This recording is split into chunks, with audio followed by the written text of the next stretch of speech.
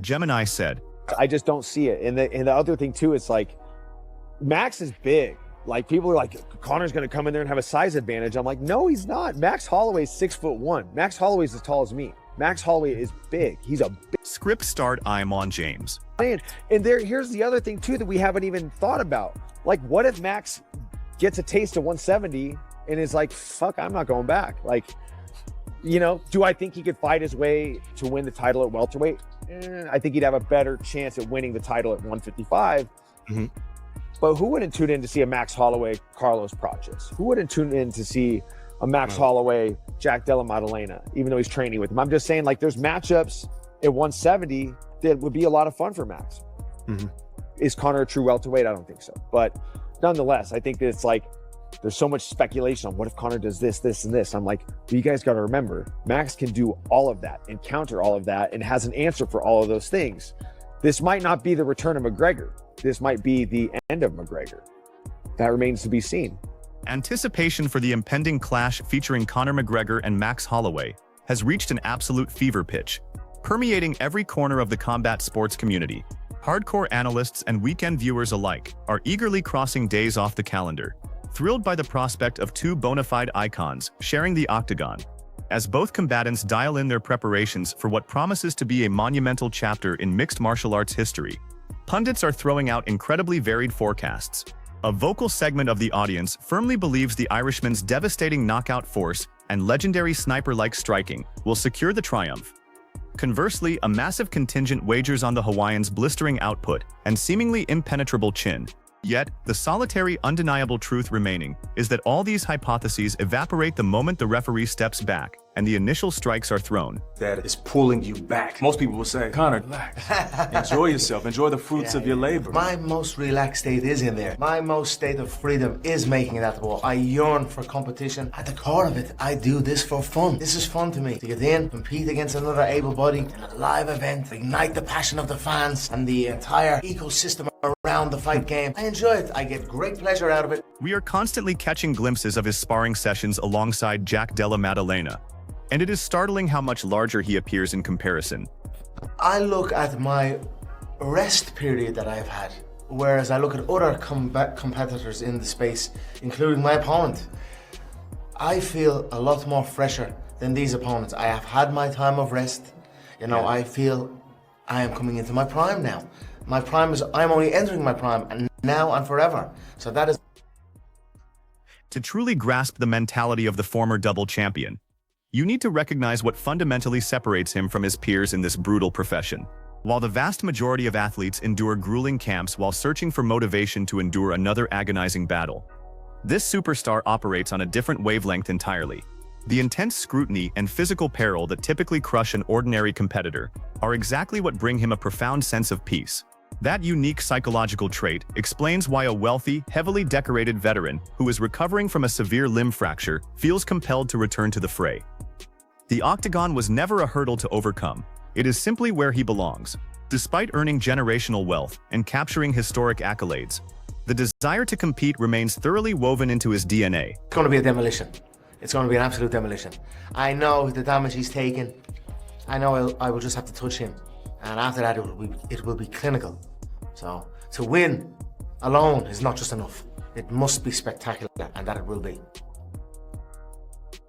Beyond mere psychological comfort, the notorious superstar harbors several distinct justifications for his overwhelming self-assurance ahead of this return. Ordinarily, aging combatants deteriorate rapidly due to the compounding trauma sustained throughout endless sparring routines and grueling championship fixtures. The physical toll typically shatters a competitor's foundation, yet this returning icon views his trajectory through a completely inverse lens. By his logic, the extended hiatus away from active combat functioned as a crucial healing period, allowing his physical vessel to mend and fortify while his peers continued accumulating irreversible trauma. Rather than framing a multi-year absence as a competitive detriment, he has actively spun the narrative, viewing this unprecedented resting phase as his ultimate strategic weapon heading into the matchup. I always say an injury is a process of, not just a process of recovery, it's a process of discovery. You uncover a lot about yourself. You uncover a lot about your frame, your body, your movements, your mechanics, what you must do to maintain. So in actuality, everything happens for a reason. Yeah. You know, this allowed me to carry on with my career, and you know, it will bring longevity to my career. Yeah. Should anyone question his current state of mind, his recent public declarations eradicate any lingering skepticism regarding his supreme confidence. Refusing to mince words, the returning icon is guaranteeing an utterly flawless clinic, intending to illustrate a massive gap in technical striking and sheer destructive force. He frequently asserts that his opponent's extensive history of absorbing damage in 5-round wars has left vital vulnerabilities exposed, which he is eager to capitalize upon. Whether it is a subtle drop of the hands or a minor defensive lapse, he intends to ruthlessly target those flaws. Perhaps most intriguingly, simply getting his hand raised fails to satisfy his ambitions. He is hunting for a spectacular finish that transcends a standard victory. We got a big fight coming up on your fight. You're fighting Conor McGregor taking on Max Holloway. How do you feel about that fight? Especially with Conor McGregor coming back, right? He's coming back into fighting. Once again, I feel he said that he needs it. He loves it. The sport of competition, right? What's your thoughts on that fight where he's fighting Max Holloway? Max has been in the paint. He's been grinding. He's been fighting his ass off. Give me your thoughts, Patty. I've said Conor. I think Conor's going to win. And it's because it's at welterweight. If it was at a lightweight, I would have picked Max. But Max got made to look small by Charles at lightweight. So imagine how much bigger Conor's going to be than him. Fascinatingly, the returning megastar insists that his most significant takeaway from this prolonged absence stems from mental evolution rather than bodily recovery. Instead of allowing a catastrophic leg break to shatter his resolve, he utilized the agonizing rehabilitation phase as a profound vehicle for personal discovery. Stripped of his usual violent routines, he spent months analyzing his own anatomical mechanics, identifying kinetic nuances and movement patterns that a traditional grueling schedule would have obscured.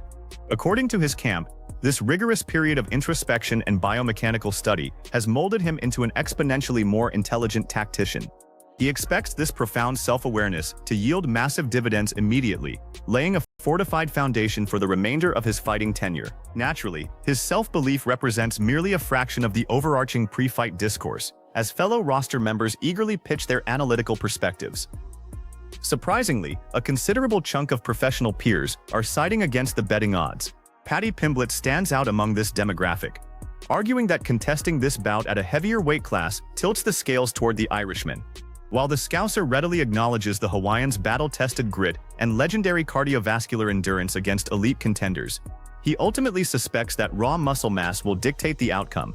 Pimblett firmly predicts that the undeniable disparity in physical horsepower will ultimately guide the returning champion to a triumphant night. Script end. Sean O'Malley similarly envisions a victorious return, pointing toward deeply compelling psychological factors. The bantamweight standout observes a noticeably tranquil, hyper-focused aura surrounding the Irishman, an emotional equilibrium drastically contrasting his erratic demeanor from recent years. This profound maturity is drawing serious attention from astute observers who understand what is at stake for a superstar desperately needing a marquee triumph. O'Malley theorizes that a statement performance would instantly rewrite the current narrative, suggesting that every recent hardship has forged crucial wisdom destined to materialize inside the cage. Conversely, a vocal group of dissenters, spearheaded by Tim Welch, firmly dispute this optimistic outlook. Welch methodically outlines why his opponent should be heavily favored, primarily citing the horrific cardiovascular toll demanded by 25 minutes of cage fighting. He heavily scrutinizes the feasibility of regaining elite respiratory endurance following such a massive layoff, especially against a perpetual motion machine. Furthermore, Welch suspects the heavier weight class only solidifies that legendary iron chin, making the returning superstar's task even more daunting.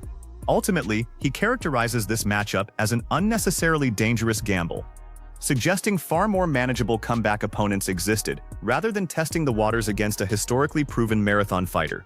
Michael Chiesa echoes these skeptical sentiments, taking the analysis a step further by redirecting the spotlight onto the Hawaiian. He emphasizes that the former featherweight kingpin is a monumental draw in his own right, completely immune to the blinding glitz and chaotic media circus accompanying this specific rival. Chiesa immediately dismisses any notion of the Irishman successfully utilizing grappling techniques to alter the momentum, highlighting his opponent's stellar balance and lightning-fast scrambles as a definitive deterrent. Consequently, he envisions a pure kickboxing affair. Additionally, Chiesa completely debunks the prevailing theory regarding a catastrophic size discrepancy at welterweight. He categorizes the Hawaiian as a naturally massive individual who will thrive without the devastating caloric restriction previously required to make lower limits. The core theme of Kisa's breakdown revolves around a collective failure to appreciate the underdog's brilliant adaptability under fire. Concluding his assessment, Kisa frames this impending collision less as a heroic comeback story and more as a prime opportunity for the Hawaiian to permanently derail the hype train. Now the ultimate verdict rests with the combat community, who emerges victorious when these legendary forces finally collide. Share your definitive predictions below to spark the debate, and ensure you subscribe to the channel for continued elite breakdowns and relentless mixed martial arts coverage.